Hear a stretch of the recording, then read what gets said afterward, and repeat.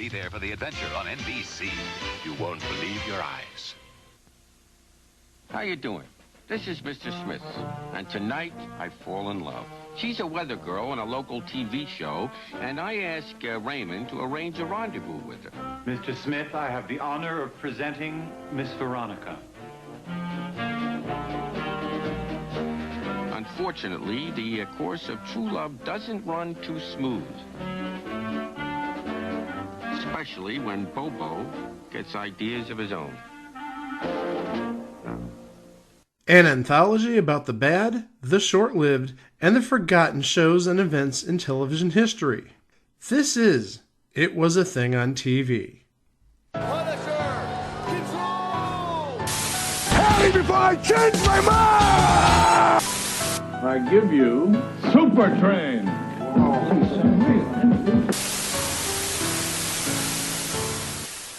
Episode 411. Submission number 002B. Mr. Smith Revisited.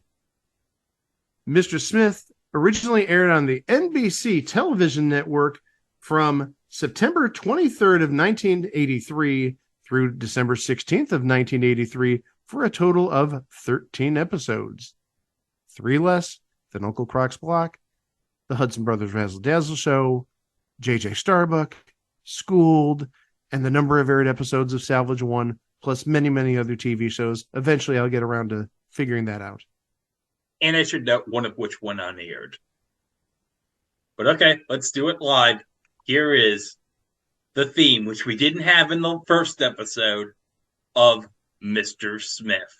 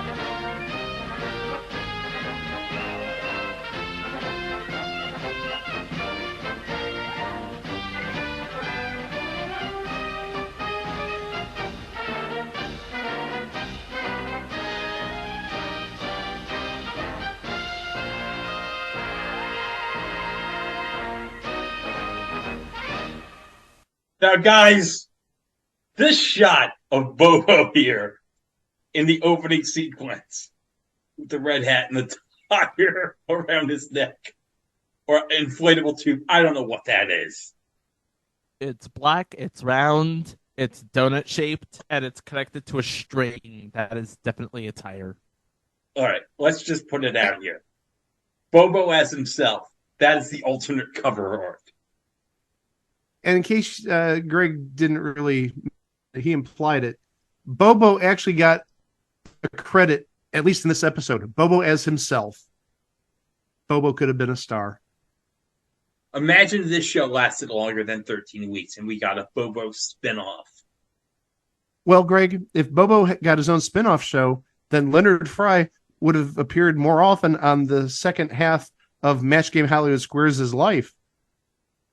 Oh, yeah, after Gallagher smashed the watermelon. Imagine the what-if scenario we've created if Gallagher smashed the watermelon. There's so many what-ifs here. What if Gallagher smashed the watermelon? What if Bobo got his own TV show? What if people actually watched this? I'm so sad, people of 1983. You should have watched this. Well, again, and we talked about this the first time we talked about it, there were promos for Mr. Smith where he encouraged people to call a 900 number at 50 cents a crack. Hey, you want to laugh? Call me at 1-940-SMITH, and I'll tell you about my terrific new show, Mr. Smith. Cut. Is that sincere enough for you? And this hotline garnered 160,000 phone calls. So clearly, somebody wanted to see it, or a number of people wanted to see it. Be kind of funny if it was the same person calling 160,000 times, but that's conceivable given, the ultimate ending to this show, that it just petered out after 13 weeks and much promotion, not just on NBC, but also, again, Leonard Frey from Mr. Smith on Match Game Hollywood Squares Hour. So I'm going to go back, and we're going to do this the way we did it in episode 2. I have the 1983 TV Guide Fall Preview issue with the capsule about Mr. Smith. And this should paint a nice, beautiful picture about the show itself. The star of the series, Mr. Smith, has an IQ of 256, plays chess, and writes treatises on thermonuclear dynamics. Well, as Alfred Hitchcock might say, you can imagine how the producers had to scour Hollywood for an actor who could simulate intelligence. The result of their search is pictured at right. Mr. Smith is a talking orangutan who, in an ambitious attempt to make Washington even funnier than it is, works as a special consultant to the U.S. government, helping out with little problems like MX missile policy. With a premise like that, it's safe to assume we'll hear a monkey joke or two, and in parentheses, Mr. Smith works for peanuts. As our hairy hero copes with his dumb but likable owner, Tommy, played by Tim Dunnigan, Tommy's little sister, Ellie, played by Laura Jacoby, a pretty psychologist, Tracy, and a punctilious liaison man, Raymond, played by Leonard Frey. Raymond is on the prickly side, but who wouldn't be, playing second banana to an ape? So that's like the Cliff Notes version. Mr. Smith is an orangutan. He's got a big IQ, and he's going to change Washington. Boy, haven't we heard that for decades. They're going to change Washington, and it's the same thing as it ever was. Too many jokes. Well, art imitates life, if you will. No joke. And actually, I do have an article here regarding Mr. Smith from Tom Shales. It's called An Orangutan for All Seasons, This Mr. Smith. And this is from September 2nd of 1983.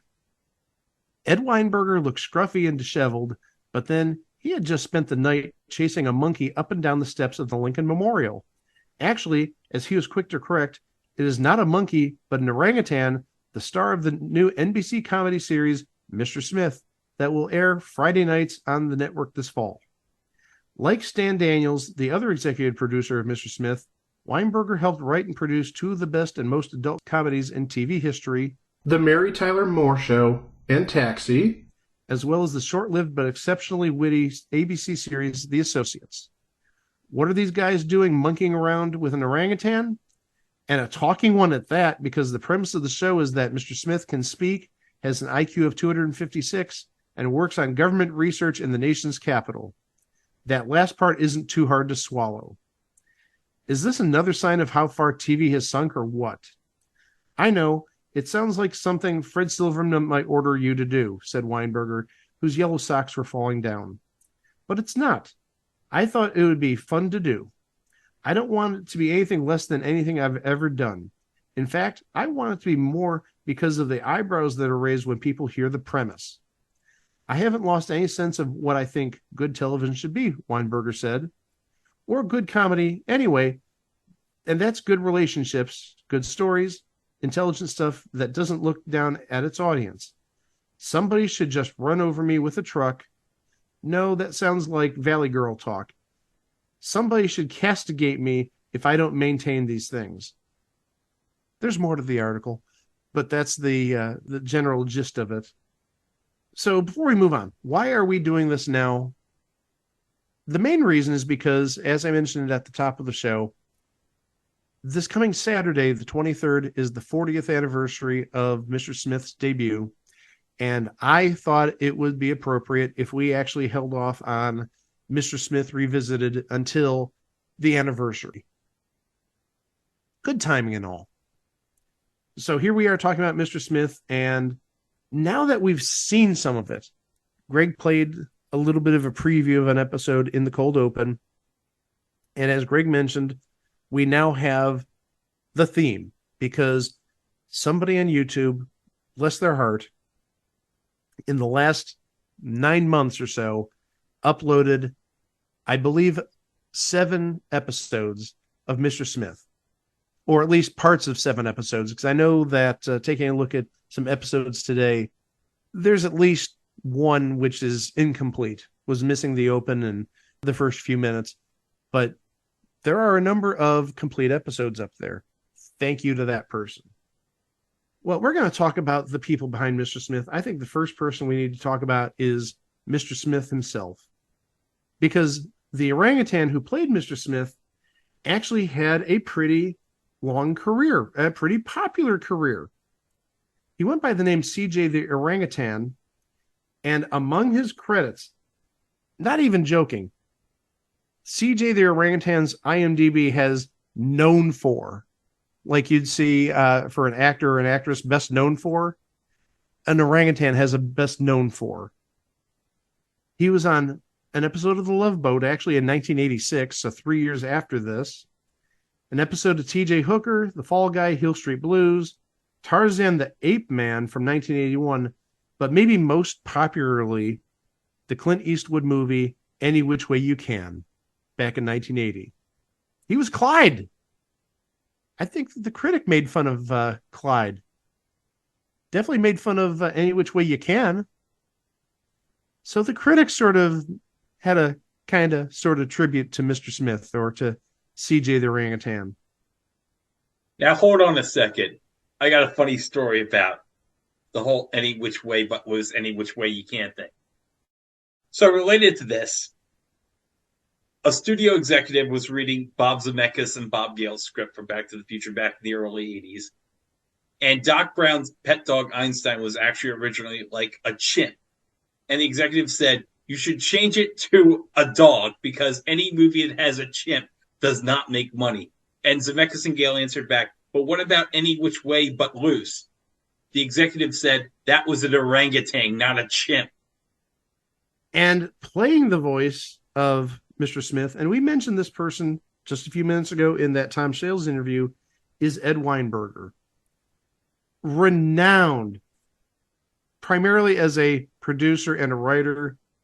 Gosh, where could we start with what he's done outside of Mr. Smith?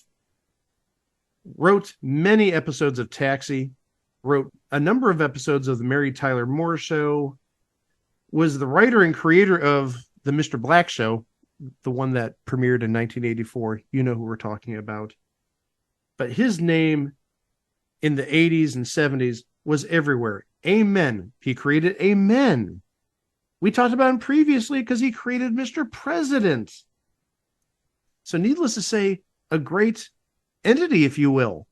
He's done many successful things. Maybe not in front of the camera. Well, I mean, he wasn't really in front of the camera here per se. He was a voice, but still a very well-known name giving a voice to Mr. Smith. You know who was almost the voice of Mr. Smith? Wallace Shawn. Really? Yeah. Yes! From Clueless and The Princess Bride. Now, wait a second. I'm sorry. Wallace Shawn as Mr. Smith? I can picture it in my head. Well, so can I, and I can hear that voice in my head. I don't know. I mean, that is intriguing. I can buy it, but also when I hear Wallace Shawn, the first thing that comes to my mind is Bertram, Stewie Griffin's twin brother on that one episode of Family Guy. And that voice almost works perfectly for Mr. Smith to a point. I'm really thinking that might work. I'm sorry. Ed Weinberger's voice for Mr. Smith here is kind of blasé. Maybe it's just me. It sounds disinterested. According to IMDb, Wallace Shawn was originally set to voice to Mr. Smith, and he changed his mind when he realized that if he died during production, his last project would be that of a talking orangutan. Wait, that's the rationale why he didn't take this job? Because his last role would have been as a talking orangutan? I mean, don't get me wrong. Absolute legend when it comes to The Princess Bride. One of the great voices, one of the great characters in movie and television. And he was concerned that if he died, which he wouldn't have been that old at the time, that his legacy would be the voice for an orangutan. I don't know. I'm not buying that. But also at the same time, good thing he didn't take it, because if this actually lasted a while, he might not have been in The Princess Bride. Boy, that's optimistic, me thinking that Mr. Smith could have lasted 4 years, but just throwing that out there. Hold on. I have a great idea. What if Andre the Giant voiced Mr. Smith?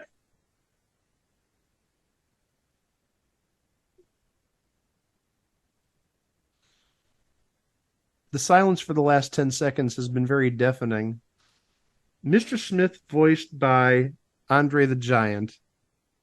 Hey, Bobo, anybody want a peanut? I'm just happy to say that Wallace Shawn is not dead as of this recording. No, thank heavens. Like I said, he's a treasure. Absolutely. I'm now trying to get Andre the Giant voicing Mr. Smith out of my head. Thank you, Greg.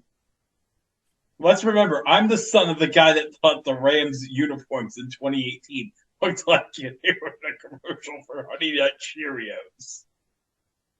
Like father, like son. Oh my gosh. All right, let's get away from that. Let's actually get to the human cast members. Starting off with Raymond Holyoke. We talked about him earlier. Leonard Frey. I would say known more for his stage work than his television acting or even movie acting. He did win an Oscar for his portrayal of Motel in Fiddler on the Roof in 1971.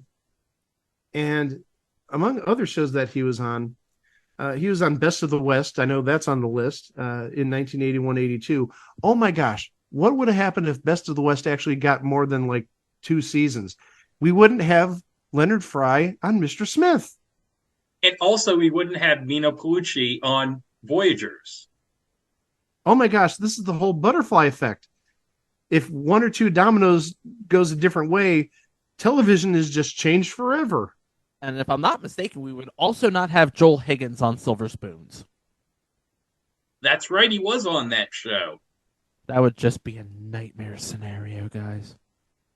But what if Salvage 1 lasted more than those 16 aired episodes? Then, you know what? You wouldn't even be talking about Joel Higgins on Silver Spoons or Best of the West. He'd be on Salvage 1 trying to find moon junk. Or not, because remember, they only traveled to space, twice? 3 times? And they didn't get any moon junk, right? No. And where are you going to keep the moon junk? Like I said, you should have shot the moon junk into the sun. Problem solved. You know what they should have done? I got an idea. They should have, like, Katamari Damacy style. They should have given it to, like, some high overlord and had, like, a ball of junk in this guy's hand, and he just shoots it to outer space and creates a new planet. You'd have to be pretty drunk first. Oh, wait, this is the king of the cosmos. He's already pretty drunk. Katamari Damacy, one of the best games ever. Don't fight me on this. But about Leonard Frey, he was also, and I know this is on the list, he was on the show Mr. Sunshine. We got to cover that one day. The 1986 Mr. Sunshine, not the Matthew Perry Mr. Sunshine. No, the 1986 one, correct. The one where he played a professor. Playing Tommy, who we said was the owner of Mr. Smith.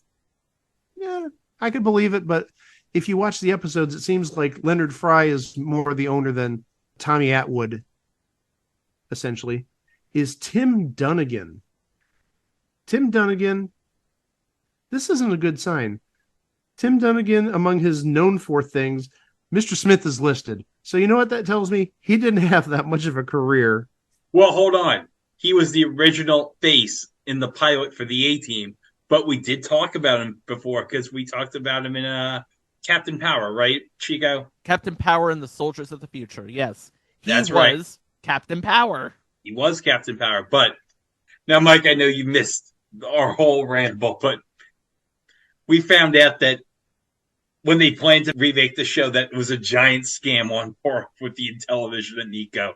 And you missed our whole preamble, Mike, about how Chico was at one of those Tommy Tallarico video games live things. And he in my defense, this was before I knew how big of a scumbag he was. Oh, yeah, definitely. And let's remember, you did get tickets free from Reward the Fan, so you didn't pay money for that. Rest in peace, Reward the Fan. Now, Chico saw the Intellivision Nico and said to himself, what the is this? That's exactly what I said. I don't remember this. Was I in a hospital? No, I think you had a nosebleed or something. You missed that part. We may have to do a Captain Power revisit. No, we're fine. No, don't. We don't need to revisit. No. We could be doing revisited episodes for the next 400 shows.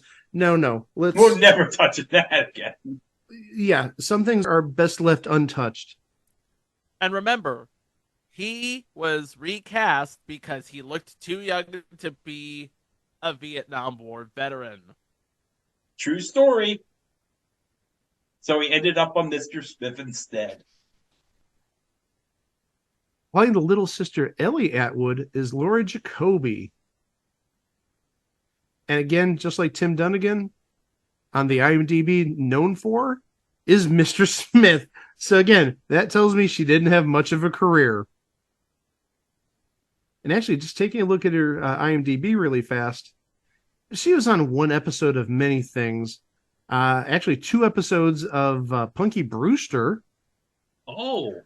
But taking a look here, I see her on TJ Hooker, Hotel, Helltown, Future Installment, Highway to Heaven, Night Court, Family Ties, The Magical World of Disney, CBS Story Break, Mr. Belvedere, and Parker Lewis Can't Lose. So she's been around, if you will. By the way, the episode of A Magical World, for Greg's edification, Little Spies, with Mickey Rooney and Robert Costanzo, and a young Candace Cameron Bure, who we don't talk about. We talked about the psychologist earlier in the TV Guide capsule, and we have a name for her. It's Dr. Judy Tyson, played by Terry Garber. Oh, thank heavens. I'm looking at the IMDb. She's not given credit as known for Mr. Smith. Ha. Oh, thank God. She wasn't. Yeah. She was known, however, for As the World Turns, 120 episodes from 2005 to 2010, and Leslie Carrington on Dynasty in the 1987-88 seasons. So that would be what? Second to last season of Dynasty? Or second to last and final season of Dynasty? Did it end like around 89? I think so. Yes, it did end in 89. Okay, so she was probably on like season 7 and 8 or 8 and 9, something like that. She was also on 98 later episodes of Santa Barbara, the 1991-1992 years. So that would be pretty late in Santa Barbara's run. That would have been like, again, 8th season, 9th season. And playing Dr. Klein was Stuart Margolin. Stuart Margolin, besides Mr. Smith, well known for 37 episodes of the Rockford Files. He was also in the Westworld sequel, Future World, the one that we pretend does not exist. You know who else was in Future World, Chico? Alan Ludden and Betty White. And one more credit I want to mention for him, just because I love saying this. He was on a mind-blowing 29 episodes of the original Love American Style. Better than the new Love American Style, but we still think the new Love American Style is absolutely okay. Okay. It's all right. Nothing to write home about. So those are your particulars who show up in most of the shows.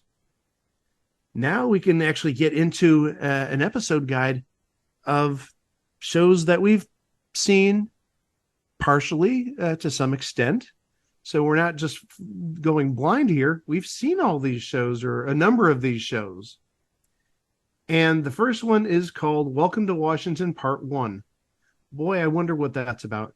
Maybe Mr. Smith is going to Washington? I don't know. An accident turns an orangutan into an intelligent, talking employee of a Washington Research Institute where he is aided by a personal secretary. So this is like the Genesis episode, or as Chico would say, the expository episode, sort of setting all the background. And you kind of see it in the opening of the show because Mr. Smith is crawling around the laboratory. He gets like this potion. And he's like, "Oh, I'm going to drink this potion." Go, go, go, go. And then he all of a sudden becomes the smartest ape in mankind. Or is it ape kind? Whatever. Let's just say Mr. Smith becomes super smart now and he can talk. We do have at least one name in this episode. Unfortunately, no character name, but it's a person we've talked about, Edward Winter. He played Colonel Flagg and Captain Halloran on 7 episodes of MASH. He also played Mr. Crawford on Herman's Head. We've talked about him. I see where we talked about him, actually. He played Mr. Burke on an episode of Saved by the Bell, The College Years. Yep, he was married to Gloria Loring, Robin Thicke's mama. He was also on an episode of Misfits of Science, another place we talked about him. I thought we talked about him more recently than that. Oh, now I see where we talked about him. He played Buck Fulton on 2 episodes of Salvage 1. I knew we talked about him in the not-so-distant past. Hey, another Salvage 1 reference. Let's go for the record. Also in this episode, again, no character name, is Philip Sterling. Among the roles that he was on 21 episodes of the show Sisters as Truman Ventnor. Guys, hold up. I made a discovery about Terry Garber just now. She was in an episode of 1990 of Jake and the Fat Man. Was that the episode where he told people that he can't have cheese, it does something to him? I'm pretty sure it was.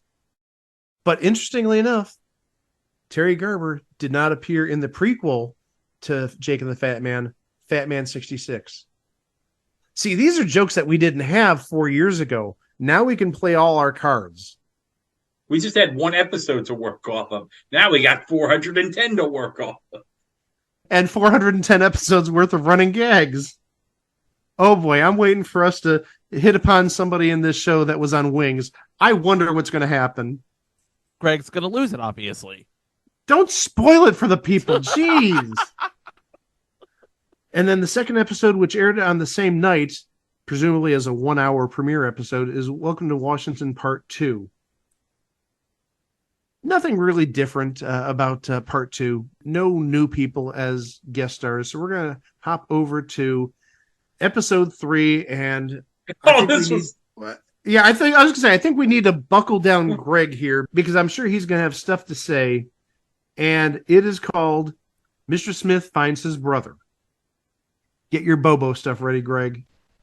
Mr. Smith takes to the gambling tables of Las Vegas to raise enough money to buy the freedom of his brother Bobo, who is performing in a seedy nightclub. Greg, take it away. The floor is yours.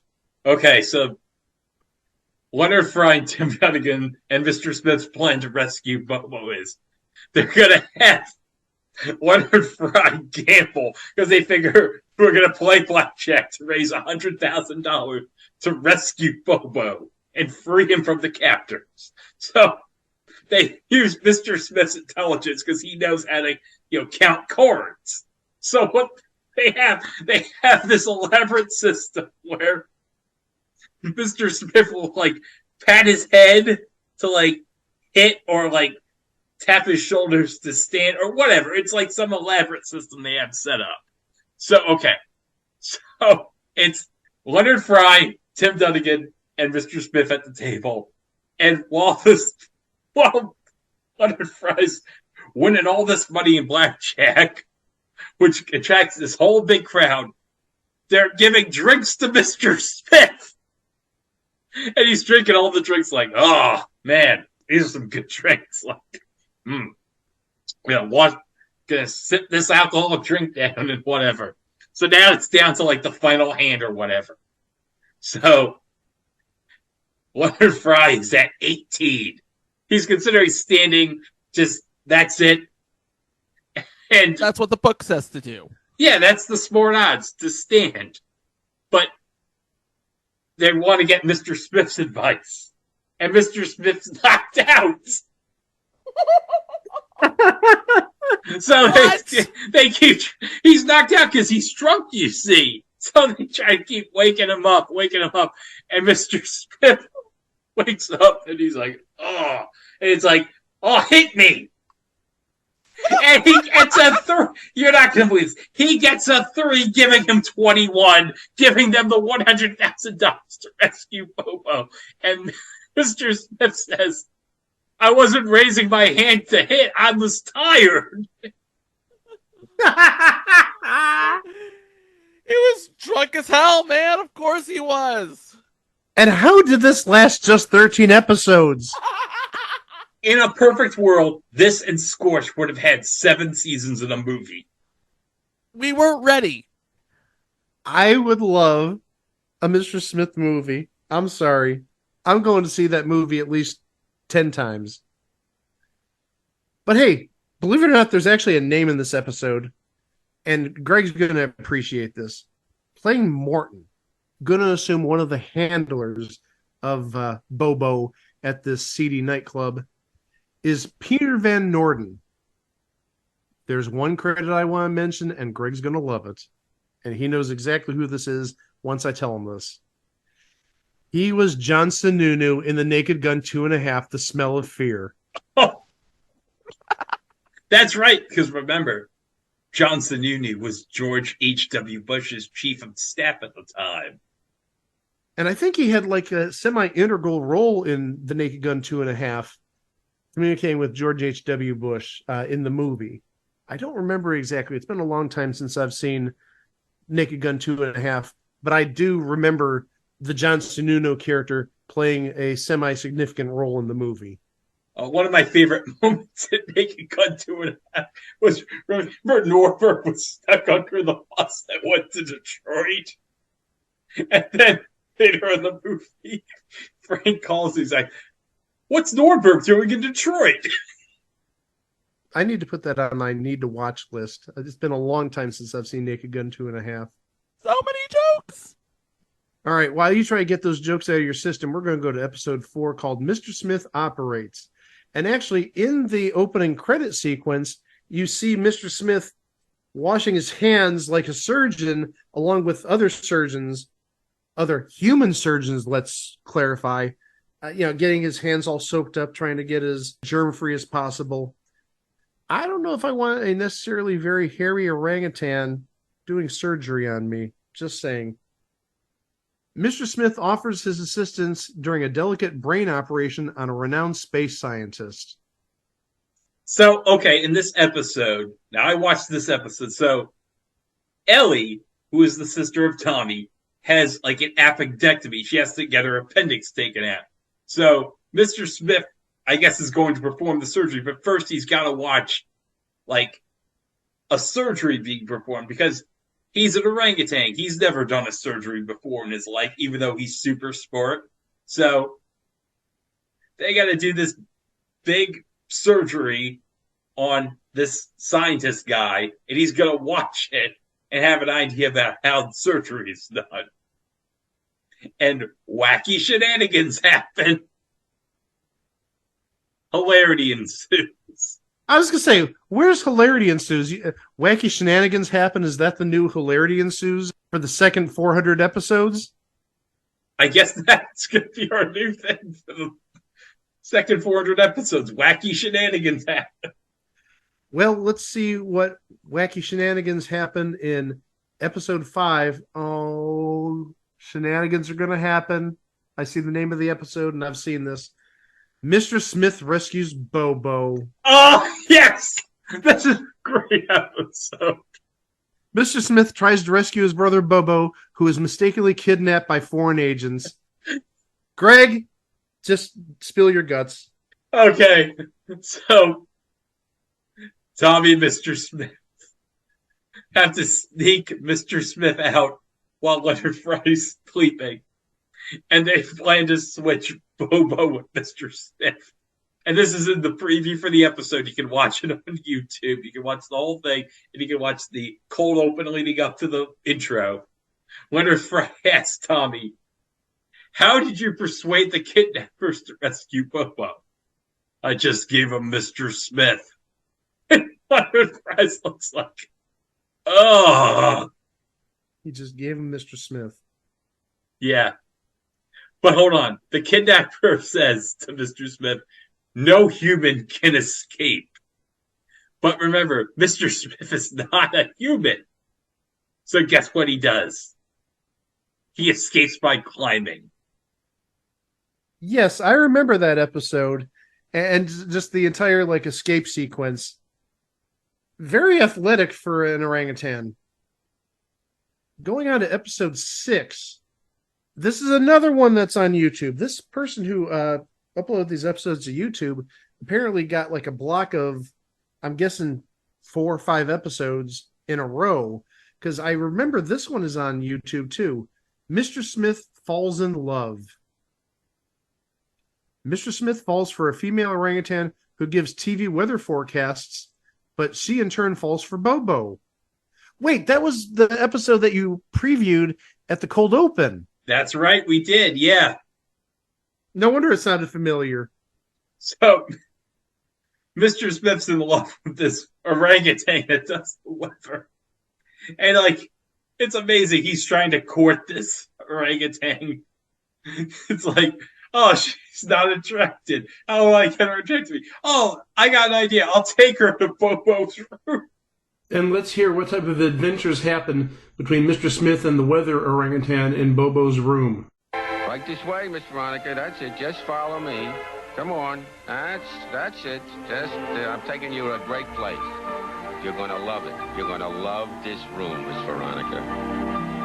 Come on. That's it. Up the stairs. Okay, now, let's see what she thinks of this. Now we're talking, right? See, you can climb. You climb all over it.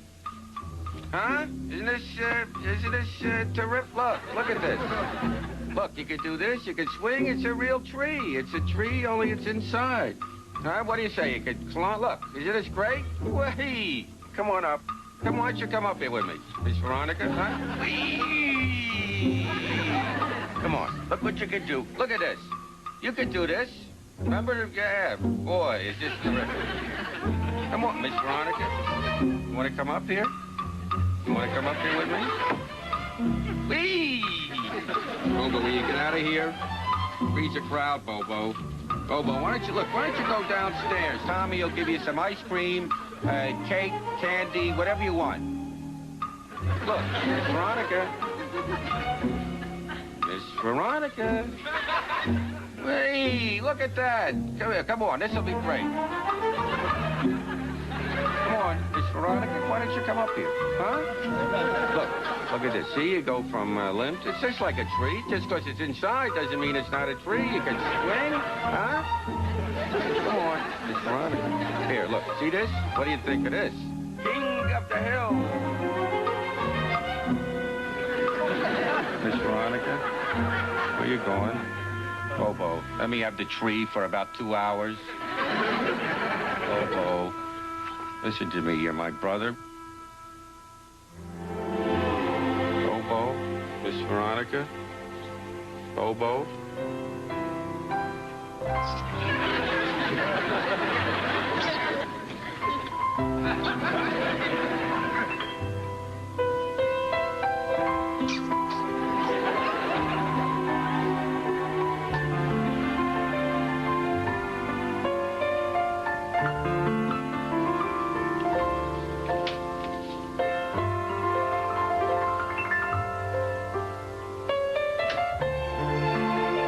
Okay, I think we need to paint a little picture there as to why Miss Veronica and Bobo were kissing at the end. You could hear that. The audio may not have been terribly good there. So when Bobo entered the room, Bobo and Miss Veronica shared her lollipop. Big lollipop. And they were both going at it. And then they walked over to like the futon or whatever was in Bobo's room. not really a bed, I think it was a futon, and they both sat down on it and they started kissing. So I guess you could say Bobo took Miss Veronica to the candy shop and licked the lollipop. First time ever on this podcast we mentioned the rap song Candy Shop. And the last. So yeah, Mr. Smith had good intentions, but got his heart broken. He wanted to play on the tree that was in Mr. Bobo's room, and Veronica wanted nothing to do with it. She wanted, oh God, I'm going to go to hell for this. She wanted Bobo to suck her lollipop. After hearing about Bobo stealing Mr. Smith's lady, I think it's a good time to take a little commercial break. Here are some era-appropriate commercials. We'll be back momentarily. Mr. Smith will be right back. I love Christina's eyes, her hair, her lips. Oh, I love kissing. I could kiss Bob 24 hours a day. We asked Christina and Bob what they loved most about each other, and Close Up with Fluoride. I love Bob, and I like Close Up. It tastes cool and fresh. I want clean, fresh breath for myself and for Christina. Everyone wants white teeth. Close Up makes my teeth as white as possible. Close Up has everything I want. Fluoride, fresh breath, and whiteness. Close Up toothpaste with fluoride. Don't you owe it to each other? And now, an announcement that can't wait. We have something to tell you. Can't keep it a secret any longer. See, from the very beginning, I knew he was a winner. I felt the same way. So now it's time for everybody in the world to know. Burger King has switched to Pepsi. Burger King and Pepsi, two winning tastes. Together at last? Together at last.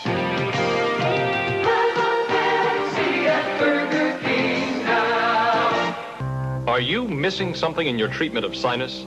Introducing new maximum strength Sinutab with maximum decongestant to let you breathe again. Maximum antihistamine to dry up runny nose, watery eyes. Maximum non-aspirin pain reliever for throbbing headache. New maximum strength Sinutab. You can't buy a stronger, more complete sinus remedy without a prescription. New maximum strength Sinutab. It's the most you can do for your sinuses.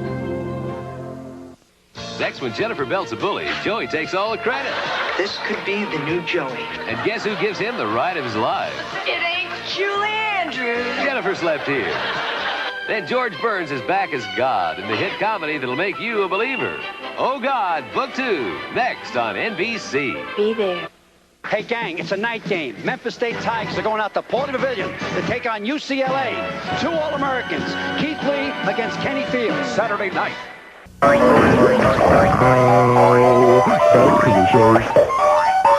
That will take us to episode 7, Mr. Smith Gets Physical. This is another episode that is on YouTube. And very timely, too. Let's get physical. Physical. The Institute puts Mr. Smith on a strict diet and physical fitness regime. Well, I mean, that's sort of like what the title of the episode says. Mr. Smith Gets Physical. So, yeah, he's getting healthier.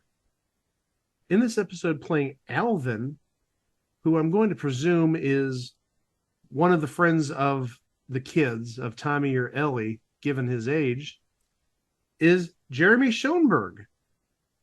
The reason I bring him up, he hasn't done much, but in numerous Charlie Brown, Snoopy, Peanuts, movies, and TV shows, he voiced Linus Van Pelt. He voiced Linus. Is this goodbye, Charlie Brown? What have we learned, Charlie Brown? It's Flash Beagle, Charlie Brown. Oh, speaking of timely references to 1983, it's Flash Beagle, Charlie Brown. Snoopy's Getting Married, Charlie Brown. 17 episodes of the Charlie Brown and Snoopy show. And it's Three Strikes, Charlie Brown. So basically, if you're a person my age, he was the Linus of your childhood. Going on to episode 8, which is titled Goodbye, Mr. Smith. Mr. Smith's superior intelligence begins to dwindle when he catches a cold. So Mr. Smith is like slowly losing his memory, and everyone's like, oh man, Mr. Smith, he's going to be an ordinary ape again. Oh man, because Mr. Smith has like this fever, right? So they just confirm that Bobo has like a fever later on in the episode too. So what they discover is Mr. Smith did not read the proper directions on the pill for his, like, cough or flu or whatever. He was directed to take one pill every 8 hours. Mr. Smith thought he was supposed to take 8 pills every hour, which is why he was losing his memory. Oh, Mr. Smith. You know, you have an almost 300 IQ, Mr. Smith, but you can't properly read a diagnosis on a bottle in 1983. Well, they were probably still using typewriters on those prescriptions. Also, who never said he didn't have, like, dyslexia or something, where he just rearranged the numbers? Or not necessarily dyslexia, but dyscalculia. That's the numeric version of dyslexia. Not only is this show entertaining, but we're also occasionally educational. You're welcome, everybody. There's no guest stars of note in that episode, so we're going to go to episode 9, which is titled, Mr. Smith Loses a Friend. The will of a deceased colleague requests that Mr. Smith deliver the eulogy at his funeral. And, I'm sorry, given it's Mr. Smith and maybe if Bobo's involved, they're putting the fun back in funeral. But the funny part about this, because I watched this on YouTube. Oh, this is on YouTube? Yes! Here's the funny part again.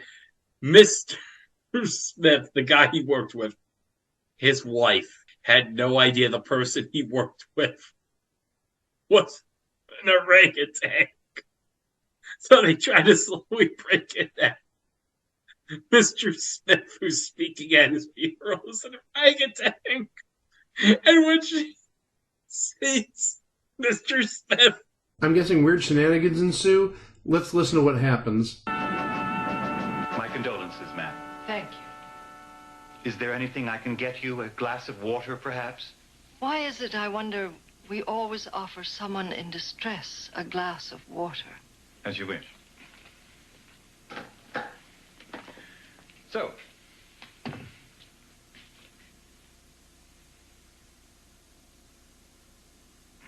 I understand Professor Trumbull had certain specific wishes regarding his funeral.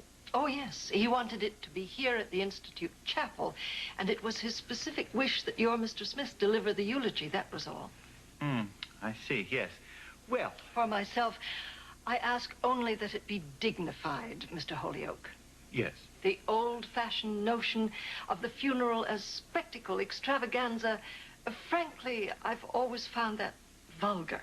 Tacky, tacky, tacky. All I want is quiet good taste. Aha. Of course, taste is totally subjective. What one person finds vulgar... I'm just hoping that your Mr. Smith will set the proper tone. He'll set a tone. That's one thing Mr. Smith does. Everyone's agreed on that. He sets a tone. Then I don't see there's anything more to be discussed. Right. Listen, got a minute? I was just thinking maybe I should show you a picture of Mr. Smith. A picture? I don't need to see a picture of him, Mr. Holyoke. We are talking about the same Mr. Smith my husband specified, I trust. Oh, yes, absolutely. There's no danger of mistaking him. For another Mr. Smith, I mean. All right, then. Maybe I should describe him. Very well, Mr. Holyoke. Describe him to me. What does he look like? Well, he's quite hairy. To begin with, rather hairy. My late husband had a beard also. That's probably why they were good friends. They had so much in common. Less than you think, I think. Mr. Holyoke, this is ridiculous. This is tiring. This is unnecessary. And this is Mr. Smith.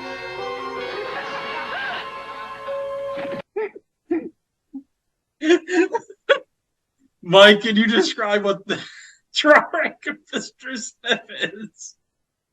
He's got his arms crossed. He's wearing a suit. His arms are, like, not normally crossed. It's like he's grabbing the elbow of one arm with his other hand for both his left and right elbows, but it's, like, really tight. And I'm sorry that my eyes are focused on his slacks, because he's not standing at a normal angle. He's not standing straight up. He's sort of like, I don't know if he's trying to do a split there or what. He looks like he's posing for an early 90s rap album. So he just beat the trend by about 8 years. TJ, Mr. Smith in the house. So I'm sure at the funeral, weird shenanigans did happen when Mr. Smith gave the eulogy. That's going to take us to episode 10, which is called Mr. Smith Plays Cyrano.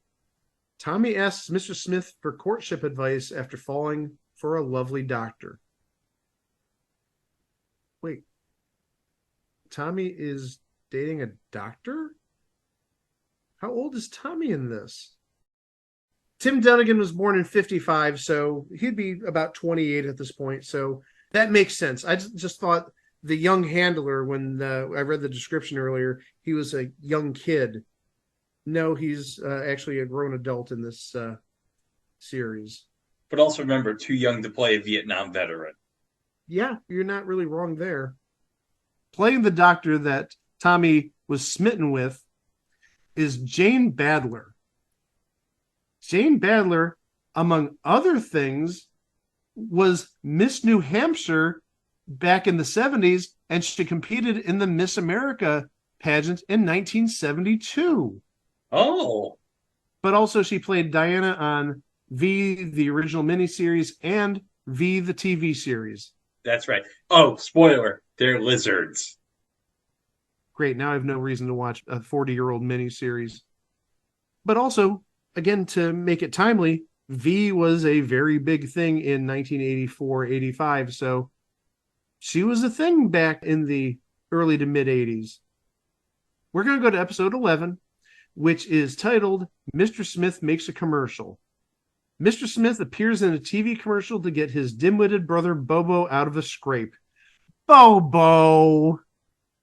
Bobo, what are you doing? I'm surprised that there's actually a functional relationship between Mr. Smith and Bobo after Bobo stole Miss Veronica, the weather orangutan, from Mr. Smith a number of episodes ago. They must have short-term memories, those orangutans. And that episode's not on YouTube, so we can't really comment about what happened. But we can comment about who played Bud on this episode, eventual Hall of Famer, because we've talked about him plenty, including in the not-so-distant past, Luis Avalos. Oh, yes. Where could we start? We have said so many things about him. I mean, we could start at the Electric Company. That's a good place to start. But we talked about him on Condo. We've talked about him on E/R, the comedy. Many episodes. Episode 12 is called Mr. Smith Goes Public. A Washington reporter uncovers the truth about Mr. Smith. What truths are there to put out there? He's an orangutan? He's smarter than 99.999% of the government? What's being exposed here? In this episode, we have two humongous names. The first one, playing Dr. Breckenridge in this episode, is Don Amici. I don't think we need to say who Don Amici is. He is a Hollywood legend. Probably best known for Cocoon, which would have been 2 years later. But he did so much stuff in a very long career. The other name, a much more recent Hollywood superstar. This character does not have a name, but gonna guess again, he's a friend of Ellie's, given his age. He was credited as Leaf Phoenix, but you know him better as Joaquin Phoenix. That's right. The Joker himself. Among other things. The Joker, in Gladiator, obviously. We all know who he is.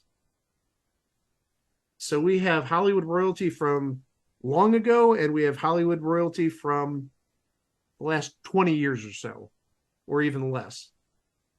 And that's going to take us to the final episode, which this is probably the unaired episode because I could not find anything about it, and actually no air date is given on IMDb. It's called Mr. Smith Goes to Court. So we got to assume what this episode was about. Maybe Mr. Smith had some unpaid parking tickets and he had to go to court. Oh, I had a better one. I thought he went to court. His lawyer was Tim Misney. And after they settled the case, you had Doug Llewellyn saying, "What did you think about the judge's verdict?"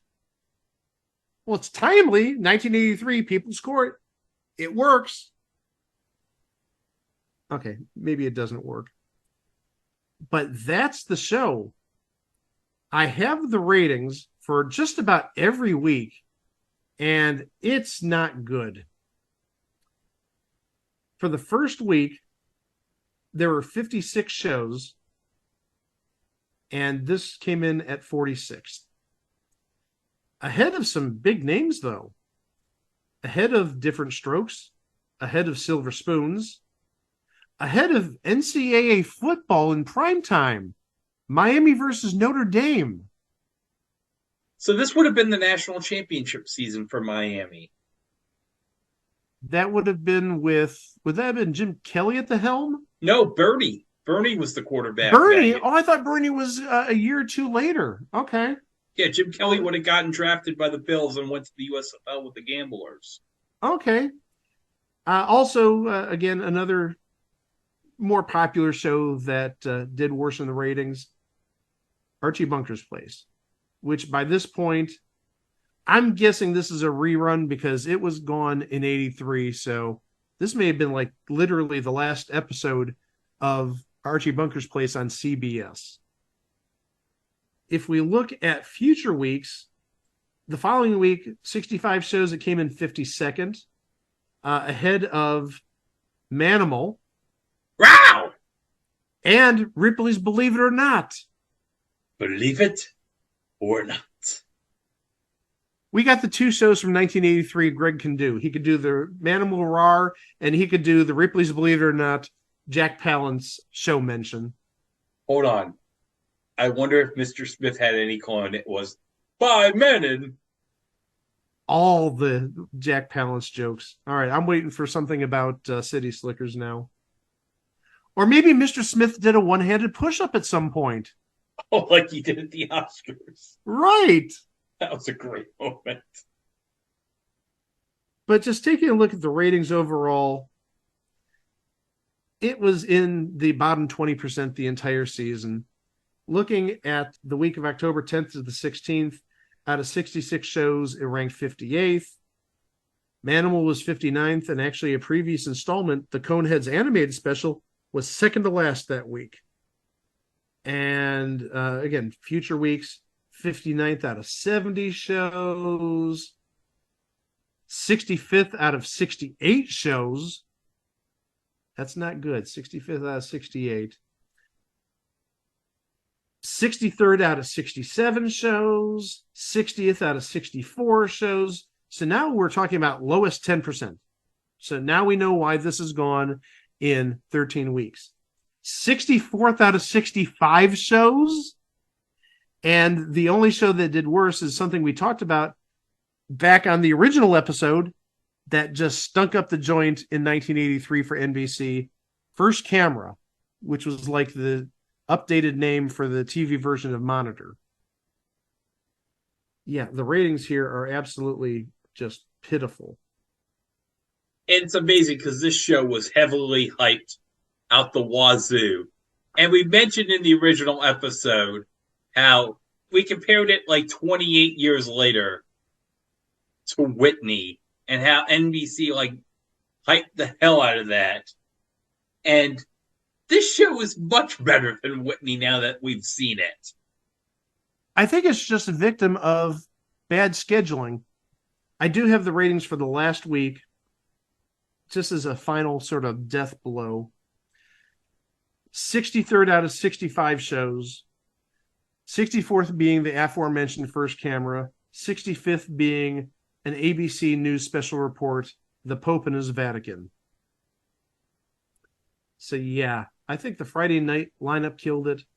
But also, if we do take a look at the listings, there is a little bit more that killed it too, like the competition, because we're talking about a Friday in 1983.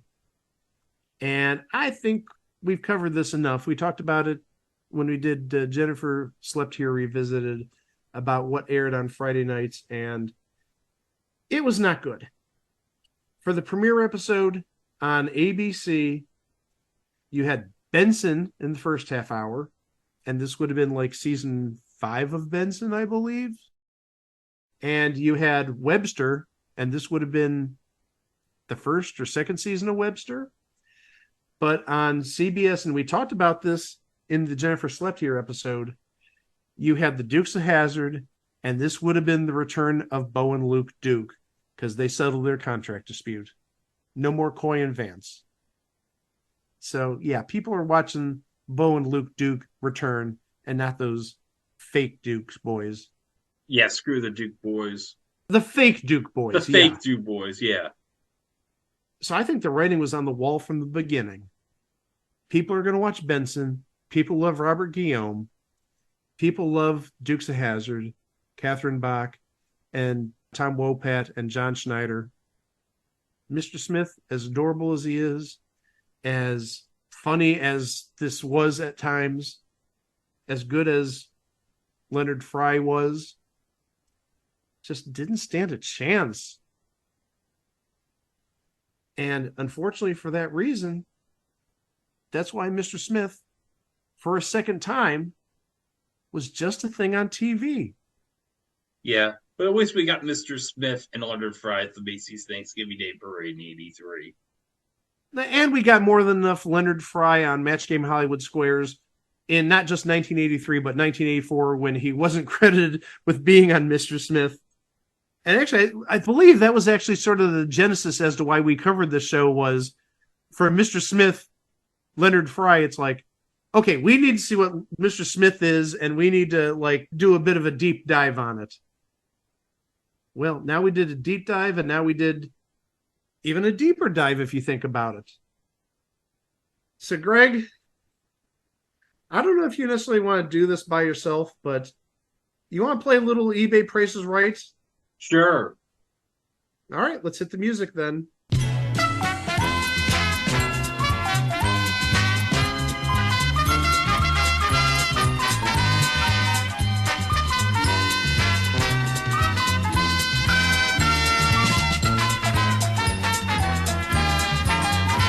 Is this the photo of Leonard Frey, Mr. Smith, and Bobo? No, this is even better. Looking on eBay right now, there's actually a number of products that are Mr. Smith related or Mr. Smith branded. That's right, because he had an annual, I remember.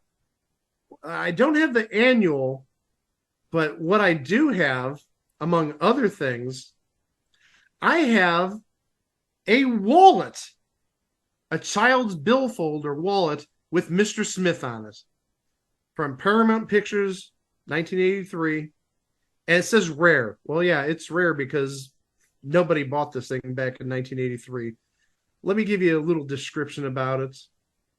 In very good condition, Mr. Smith Kids Wallet from the Mr. Smith TV show that aired in the 80s, comes from a smoke-free environment. And do you want to see a picture of this? Yeah, sure. Why is he on the phone on this wallet? I'm just the messenger. I don't know why he's on the phone. Maybe he's calling somebody at the White House saying, hey, I got a good idea about some foreign policy or something. I don't know.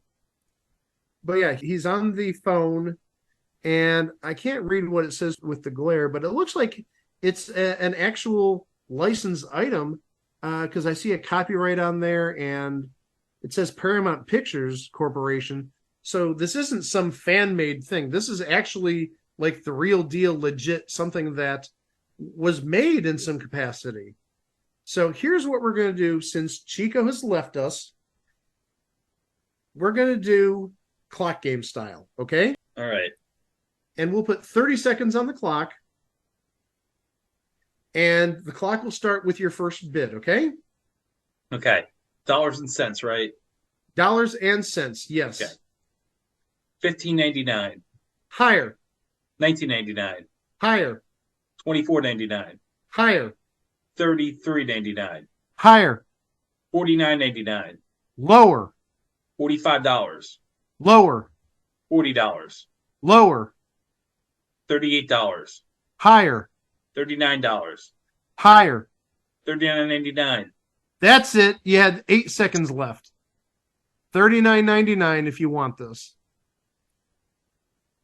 But the amazing thing is, this isn't even the only licensed item that's on eBay from Mr. Smith. I see on here a pair of Mr. Smith sunglasses by Ja Rule Toys, $34.99. Wait, I didn't know Ja Rule had his own toy line before he became a rapper. I'll take it, but I meant Ja Rule. Oh. Also, taking a look here at other things, Mr. Smith lab set, also by Ja Rule, $21.24, and another lab set for $9.99. And a money set. And apparently, looking at this, this is from Hong Kong. A money set, again, still sealed packaging, also by Ja Rule, $14.99. And one of those puzzles, if you remember the puzzles where you had to move the pieces, the little squares, and there was one that was like missing. Do you remember those? The sliding puzzles? If you saw it, you know what I'm talking about. But if you want a Mr. Smith one of those, $19.99 with free shipping. But also there's photos, there's transparency up there, and there's a script for the pilot. So there's a lot of Mr. Smith stuff out there. All right, now I think we can officially close the book on Mr. Smith. Remember, you can always go to our website over at itwasthethingontv.com where you can listen to the previous 410 episodes that preceded this episode. We've got all sorts of great bonuses there, including minisodes, live shows, extended versions of previous shows, the whole works. Also, remember, we're on all social media, including Instagram, Threads, and Mastodon over at It Was a Thing on TV. But please remember, on Facebook, we're at It Was a Thing on TV podcast. Remember to subscribe to the podcast wherever fine podcasts can be streamed, including Apple Podcasts, Google Podcasts, TuneIn Radio, iHeartRadio, Audible, Stitcher. We're everywhere. And also, don't forget, we are on YouTube where you can like and subscribe to our channel. And don't forget to hit the notification bell on YouTube to be informed of all future uploads on the channel, including what's coming up next time. On Thursday, we're going to talk about another short-lived TV show. Not long after the main character's previous TV show ended. It is a very similar theme to a show that we did about a year or so ago. Similar plot, not a similar ending by any means. But again, this might be a case of lost in translation, potentially. Not that the show was done overseas, but because possibly comedy from overseas doesn't translate over here. I don't know. But we'll talk about that more on Thursday. As always, thank you for listening. Please be kind to each other, stay safe, and we'll give you episode 412 on Thursday. Wow! Now stay tuned for the animated special, The Coneheads, with the voices of your favorite personalities from Saturday Night Live. Then a killer in the wings could bring down the curtain for Manimal. Later on Love and Honor, a forbidden love drives Sergeant Allard into the arms of another woman. All on NBC. Be there.